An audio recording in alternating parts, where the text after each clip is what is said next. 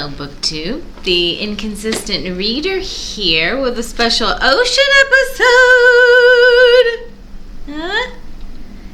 Huh? This is what we were promised, but it's been sunny the last 3 days. But now it's nice, so I thought I would do one of my episodes. Okay, so we are on part 12, Carpitz, and that's car and then pits, like a hole in the ground with a Z at the end. I don't know. Anyway, so it's baby Nicole's turn again to tell us about what's going on. And now remember, she just found out she's baby Nicole. That's why I'm still calling her baby Nicole, but that ends now. Thank God. Anyway, so she found out she's baby Nicole, and it's like sent her into this fucking sinkhole, you know, where her whole world is just now in this fucking pit.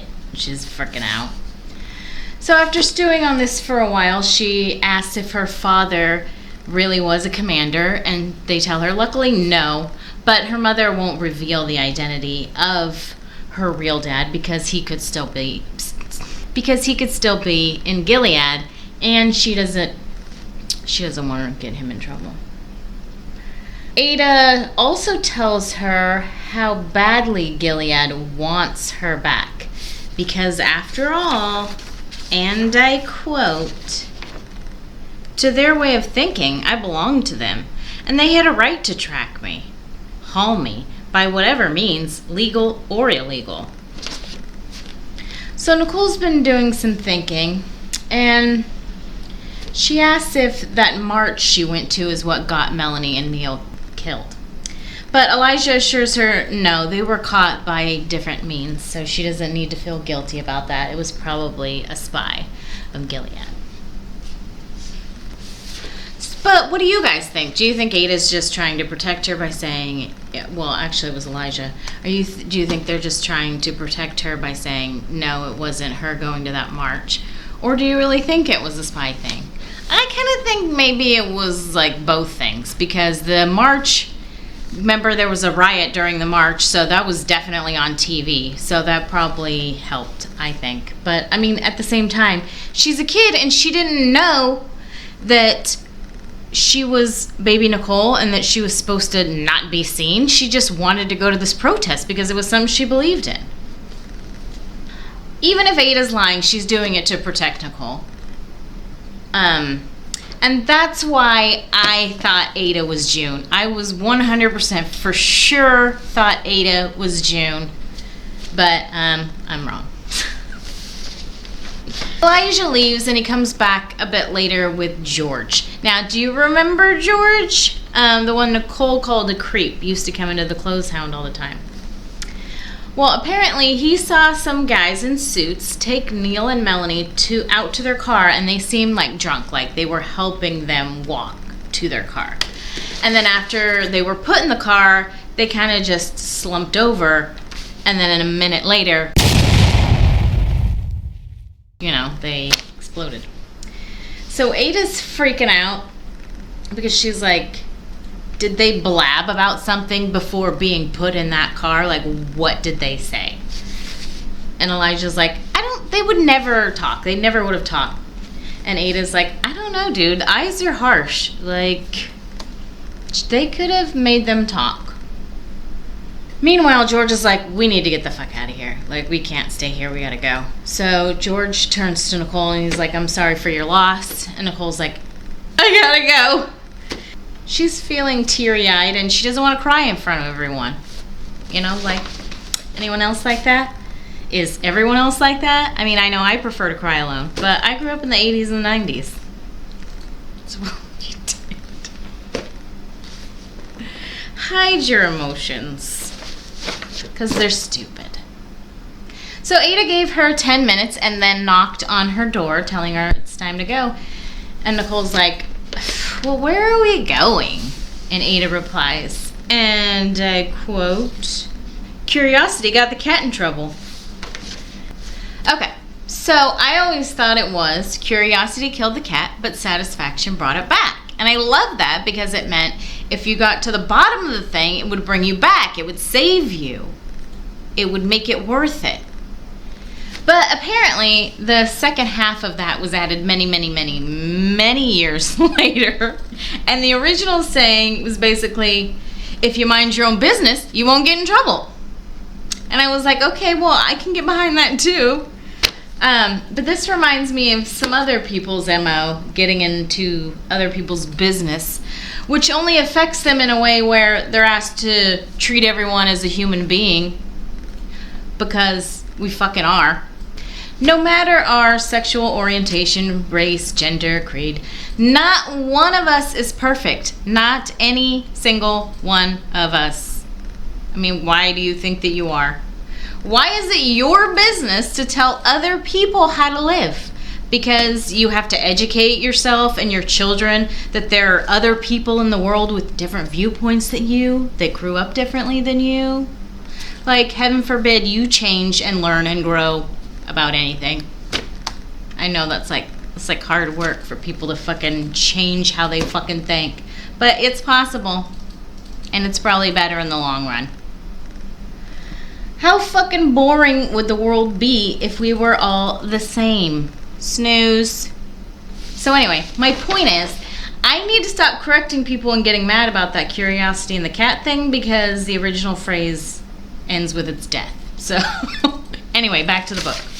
Now, they don't just go outside after they left the apartment. They went down to a whole different apartment that was like oddly similar, but there was like nothing in the medicine cabinet. And I quote, "I know because I looked. Melanie used to say that 90% of people looked in other people's bathroom cabinets, so you should never keep your secrets there." Now, does anyone actually keep secrets in their medicine cabinet? I mean, I have like shaving stuff, tooth stuff, first aid, and some over-the-counter drugs, but I certainly don't keep any secrets in my medicine cabinet. So I don't even know where the fuck that came from. But yeah, people are nosy and they go through your shit. Anyway, they have to wait there for a bit. So when Nicole wakes up the next day, Garth is there. And he is their transpo man. He's the guy that's going to take them to the next place. So he's a young, tall guy who is much closer to Nicole's age. And anyway, so obviously she's going to get a crush on him. While in back of Garth's delivery van, Nicole asked Ada like how she was smuggled out of Gilead. And it turns out Ada was actually one of the people on the Canadian side who helped get her to safety. She asked Ada then about her mother, and Ada's like, it's really not safe for you or her to know, for you to know anything. Like, I'm sorry. Like, and then Nicole says, and I quote, "She just walked off and left me?" To which Ada replies, "You're lucky you're alive. She's lucky too. They tried to kill her twice that we know of." And Ada also tells her that her mother stayed away to protect her, but that she has always kept tabs on her. And I quote, "I was pleased by this, though I didn't want to give up my anger." So she's happy that her mom like gives a shit and has cared to know what's going on in her life, but she's fucking pissed because she hasn't fucking been there. She didn't know anything, and she feels like she's now fucking like grown up blind. She doesn't know fucking nothing. Nicole asks Ada, wait, what the fuck? I can't even read my own shit. Ada tells Nicole that Neil and Melanie used to send pictures to June. And to this news, Nicole is super confused because like they never took pictures. There were like no pictures of her anywhere. But apparently it's because, you know, they took them while she was sleeping.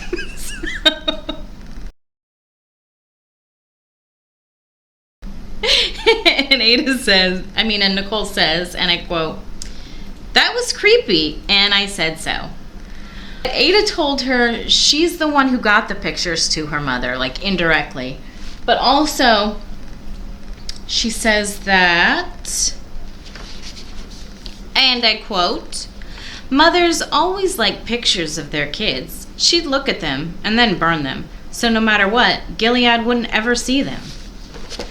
Like, think about how sad that is. She has to burn all her pictures so that Gilead does not know what she looks like. So they don't see how she, like, what she looks like as she's growing up, so that they can find her. So she has to not only not be with her child, but she has to burn anything related to her just to keep her safe. And, like, if June has a shitty memory, that's shitty for her, because she's not going to remember any of this shit.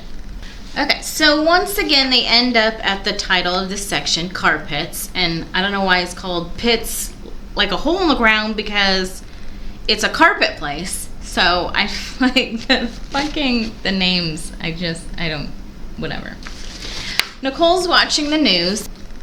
She sees that no one has taken responsibility for blowing up the clothes hound, and also that Aunt Adriana did not commit suicide, and now foul play has been suspected.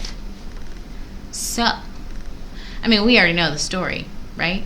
We already talked about that in the past, or is that the future? I think it's the past. I think we already know. But she does notice that there is nothing about Daisy being missing. Remember, that was her original name growing up. So she asks Ada about it, and Ada tells her, and I quote, "Elijah fixed it," Ada said. "He knows people at the school. That's how we got you into it. Kept you out of the spotlight. It was safer."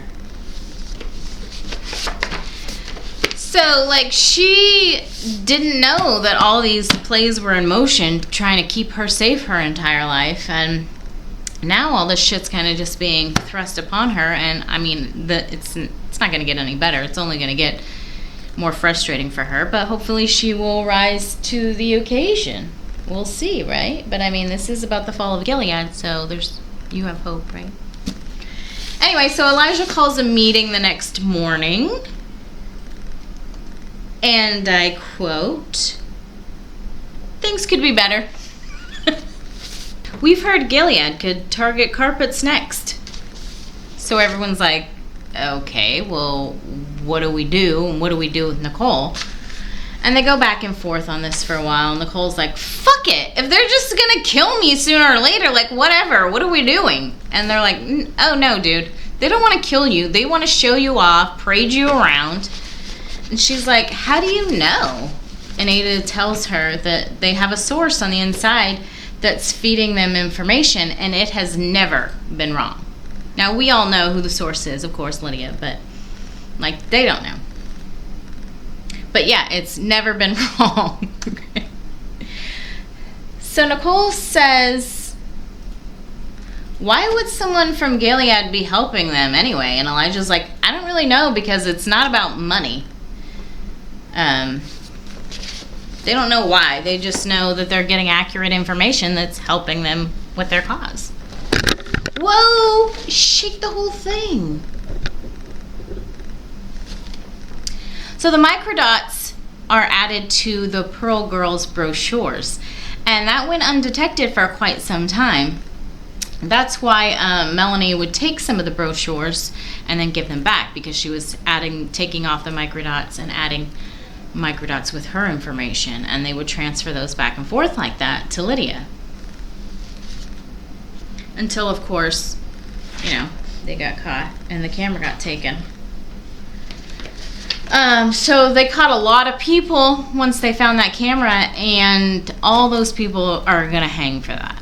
Like, all the people that they caught for this. So, like, it's even more imperative that they protect her and get her to where the fuck she needs to go. Okay, so, where was I? The source, remember, the source has never been wrong. That's where I left off. And they tell her, well, she asks, why didn't they warn her or them about Neil? Why can't I say Neil and Melanie? She's like, well, why didn't they warn you guys about Melanie and Neil? And Elijah says, and I quote, they didn't appear to have total access to the inner workings of the eyes. So whoever they are, they aren't top of the food chain, but risking their life. And Nicole's like, why? And that's when it's like, when I said earlier it's not about money. They don't really know why, but they know it's not for money. And then the microdots thing I said. Okay, and then Nicole asks, here we go, and I quote, "What can we do? It sounds like there's nothing." And Elijah tells her, and I quote, "As it turns out, there may be a chance, a faint hope, you could say." And then Elijah tells her, and I quote, "The source had been promising to deliver a very big document cache to Mayday. This cache would blow Gilead sky high. But the closehound blew up, so they didn't get to get the cache that way. So luckily their source, though, had a plan B. And hell, we know she probably has a plan Z. Anyway, if a girl wanted to convert to Gilead by way of the Pearl Girls, they could infiltrate Gilead easily. And of course, the only girl for the job was, drumroll please, thank you, Nicole, duh. But because she's the only person deemed acceptable by the source, and I quote, "The source had made it clear, no baby Nicole, no document cache." So basically they're trading her for this document cache, whether they don't know what's going to happen to her.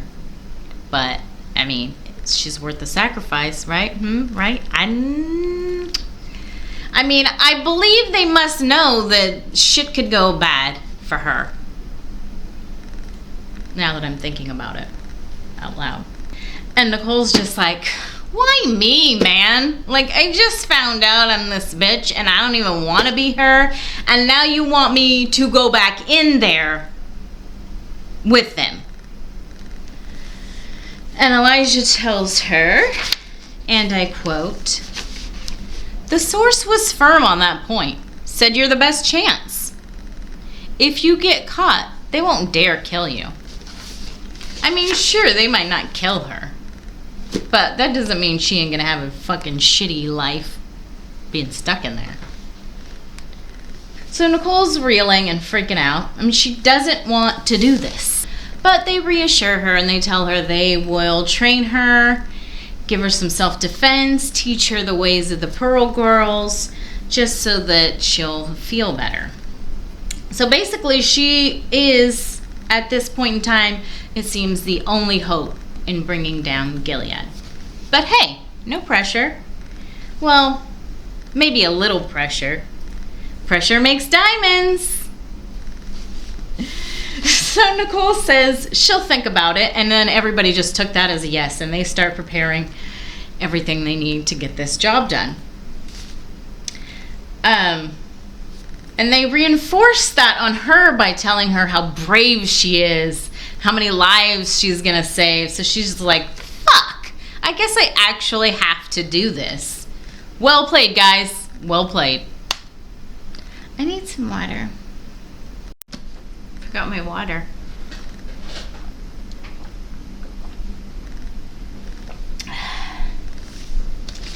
Okay, where was I? Did I go back in time for some reason?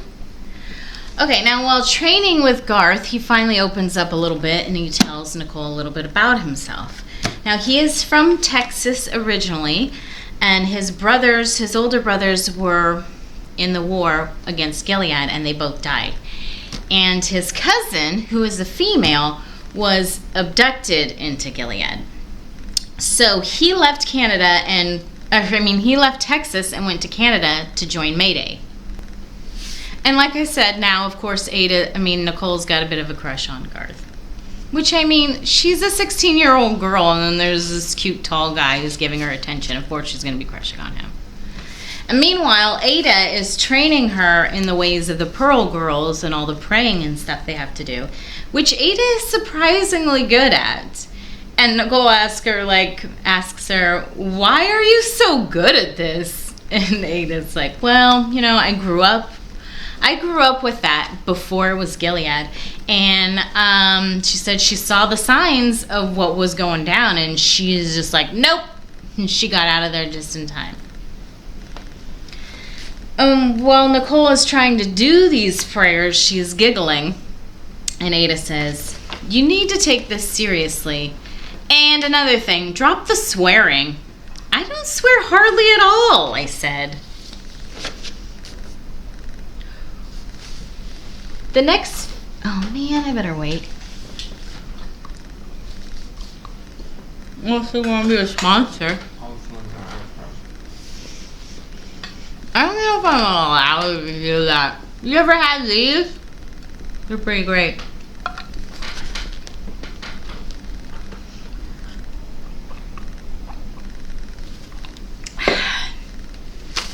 Alright, so the next phase of the plan was to turn her into bait and wait for the Pearl girls to approach her.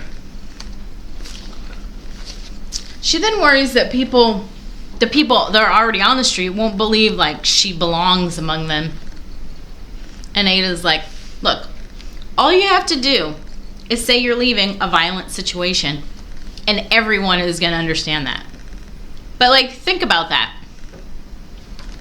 Violence happens at home so much that anyone would understand wanting to be homeless rather than wanting to be beaten.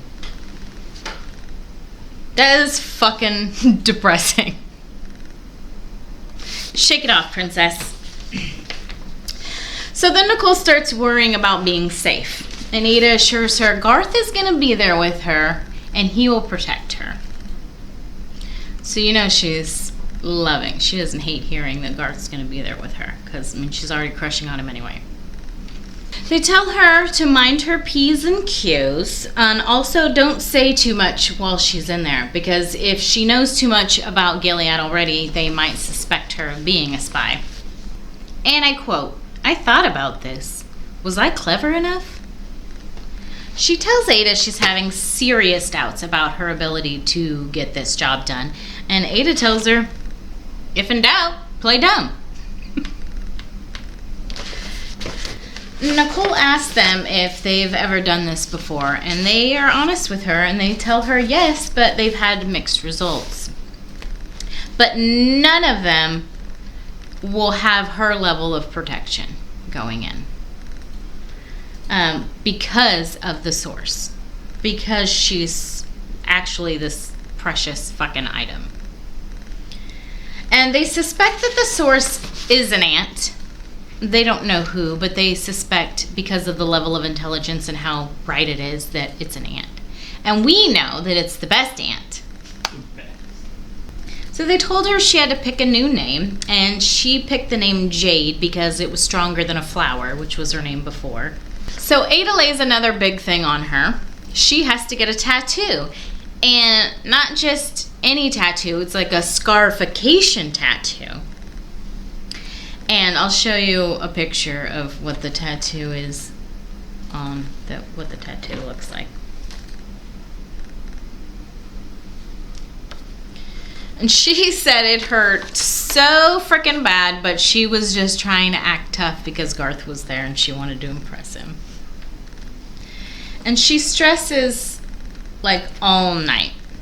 Like, is this just a plot to get me back? Like, has all this just been to get me back in there so they can parade me around? And she tells everyone this the next day, and they're all, yeah, it's a gamble. I mean, that's a risk. That could be what's going down, but also you could be helping to bring down this whole fucking place. The last line of the section, you know, not only made Nicole's day, but you know it probably motivated her a little bit, and she needed it right then. And I quote, I'm betting on you, Garth said. It'll be so amazing if you win.